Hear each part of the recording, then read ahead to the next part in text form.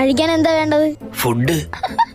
അതെന്ത് വേണോന്ന്? ഫസ്റ്റ് ഒരു ചായ. Green tea? കിണ്ടിയിൽ വേണ്ട, ഗ്ലാസ്സിൽ കിട്ടത്തില്ലേ? കിണ്ടി അല്ല, ഗ്രീൻ ടീ. ആണോ നോർമൽ ചായ ആണോന്ന്? നോർമൽ. പാലേത് വേണം? ഒട്ടകത്തിന്റെ കിട്ടും. അതില്ല. പിന്നെ എന്തുണ്ട്? പശുവിന്റെ പാലുണ്ട്. പിന്നെ എന്തിനാ ഏത് പാല് വേണമെന്ന് ചോദിച്ചത്? മെനു നോക്കിയോ? നോക്കി. എന്നെ കണ്ടില്ലെന്ന് തോന്നുന്നു. അതിനു മുന്നേ ഞാൻ കേറി, ഇല്ലെങ്കിൽ അവനോട് മേടിച്ചു കൊടുക്കേണ്ടി വരും. ഭയങ്കര തീറ്റ. ആര്? മനു.